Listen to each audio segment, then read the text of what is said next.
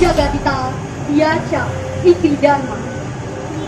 Karya ogoh-ogoh persembahan Sega Truna Dharma Gargita Banjar Suwung Batang Kenal ini merefleksikan sekaligus mengingatkan kita sebagai makhluk hidup bahwa kemarahan yang paling besar di dunia adalah kemarahan dari bumi dan alam. Kepada Dewan Juri yang terhormat, inilah hasil karya kami dari Sega Truna Truni Dharma Gargita Banjar Suwung Batang Kenal. Kami persilakan.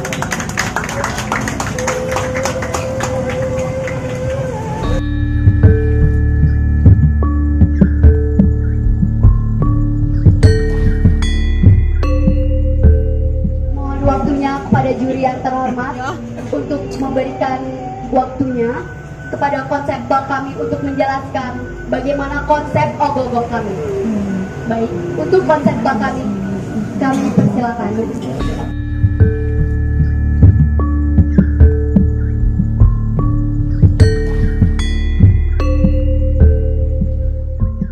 Ampuro niki beli tiang dari channel Badabas Bali.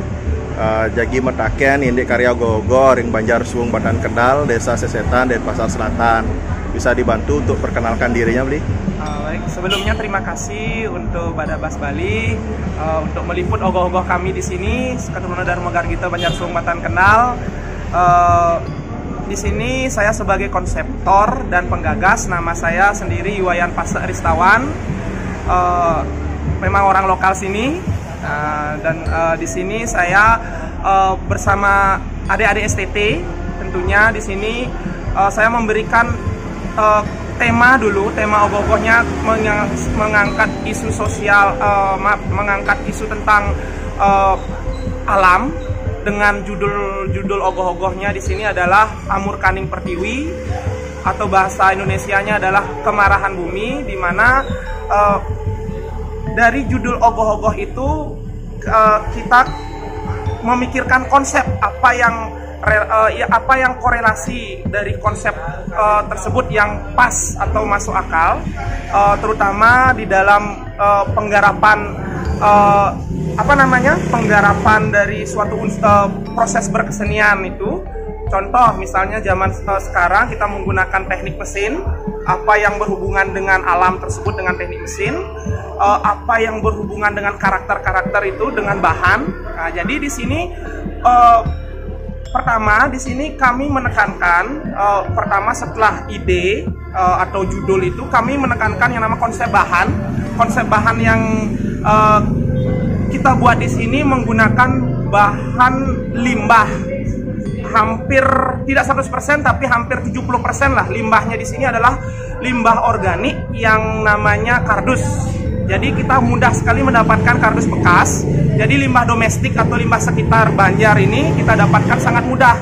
Habis minta lagi di toko-toko ataupun perusahaan-perusahaan yang ada di sini. Jadi seperti itu. Kemudian setelah mendapat ide dari bahan tersebut, di sini kita memikirkan yang sesuai karakter dengan tema tersebut. Alam misalnya, alam berarti ada flora dan fauna. Di sini kita mengangkat fauna, yaitu binatang yang umum yang harus dilindungi karena berhubungan dengan alam. Jadi kita harus balance dengan alam tersebut atau menjaga keseimbangan alam tersebut. Kita di sini memvisualisasikan dengan bentuk binatang yang dilindungi lah, yang artinya hampir punah baik di Indonesia khususnya atau pada umumnya di dunia.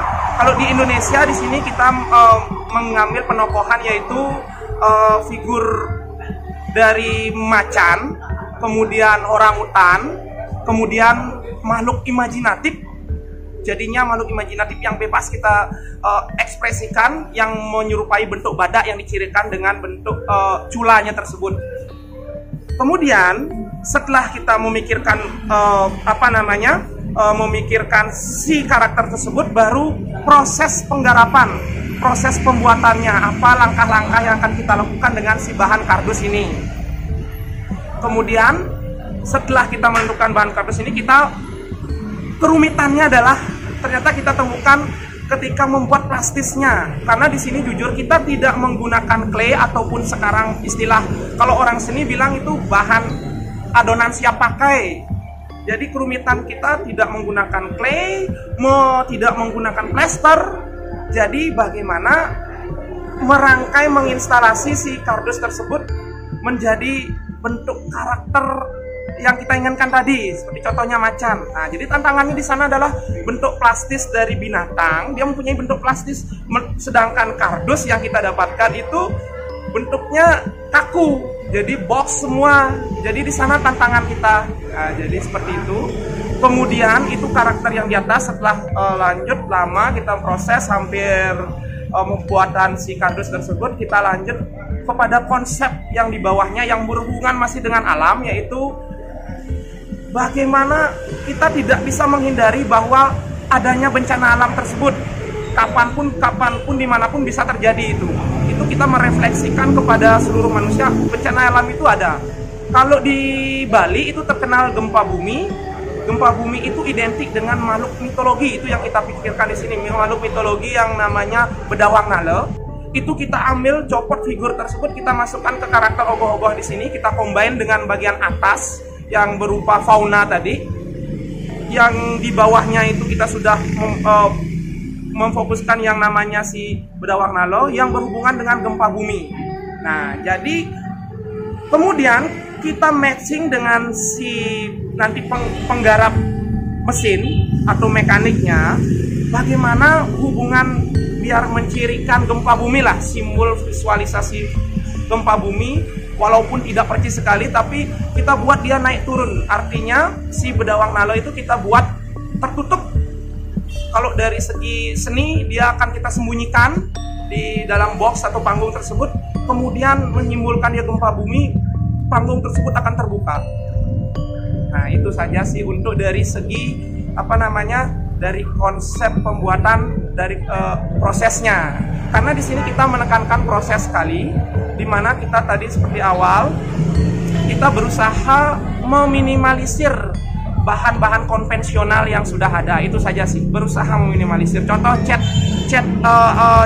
kimia, kita sudah meminimalisir sekali. Artinya paling tidak sedikit. Di Bedawang Nalo ada itu, paling catnya sedikit banget di gigi. Sisanya sudah kita menggunakan bahan-bahan organik yang lain, tapi tidak menutup kemungkinan juga seperti penggunaan lem tembak, plastik itu kan ada, tapi kita sudah berusaha meminimalisir. Itu saja yang kami tekankan, yaitu dari proses, tapi tidak menghilangkan juga segi artistik dari hasil akhirnya. Itu saja yang bisa saya sampaikan untuk Badabas Bali. Terima kasih, Bli. Untuk bahan-bahan pembuatan dari ogoh-ogoh niki napi aja, Bli? Nah, jadi untuk bahan-bahan di sini saya bagi dua ya, ada bahan organik dan bahan anorganik atau kimianya. Bahan organik di sini yang jelas pertama adalah limbah kardus bekas. Yang pertama itu pokoknya dia, poinnya dari kerangkanya dia ataupun finishing juga. Kemudian limbah sekitar di sini kita menemukan kulit kayu banyak di sekitar Banjar kita, kulit kayu. Kemudian ada akar-akar bekas. Terus yang beberapa kita beli bahannya itu pun tidak banyak, yaitu biji kacang hijau, beras ketan, kemudian yang kita beli lagi seperti, nah kalau ada tambahan lagi satu yang kita peroleh gratis di sini adalah pelepah pisang. Nah, terus yang untuk yang kita beli ada lagi satu yang kita temukan di dekat Banjar kemarin, itu kulit salak. Nah, itu saja untuk yang organik. Kemudian yang kedua ada yang anorganik atau bahan kimia. Di sini kita menggunakan sedikit penggunaan kacip. Ada unsur besinya dia. Kemudian untuk ada tambahan sedikit lagi satu cat kimia. Ya, itu sedikit sekali pewarnaan kura-kura dan tapal kura-kura, kemudian macan, wajah harimau, dan cat untuk si badak tersebut. Kemudian karunggoni, tapi karunggoni dia organik sih sebetulnya ya, organik, lupa tadi disebutkan. yang anorganik lagi satu itu lem, terutama lem kuning perekat kuning, dan lem putih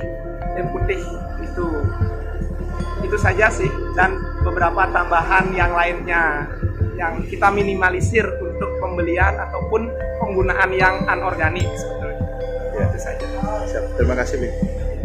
Mungkin sedikit sebelum saya tutup, ada nggak pesan dan kesan dalam pembuatan ogoh-ogoh ini, ataupun maksud saya pesan untuk pemuda-pemudi di Bali, terutama dalam merayakan pengerubukan Tahun Saka 1445. Untuk seluruh muda-mudi di Bali, sebelumnya selamat. Ke depan ini kita akan merayakan Tahun Saka 1945.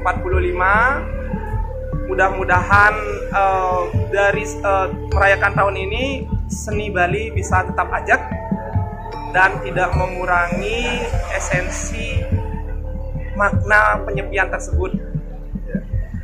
Ya. Terima kasih, Bli, atas waktunya. Baik, terima kasih.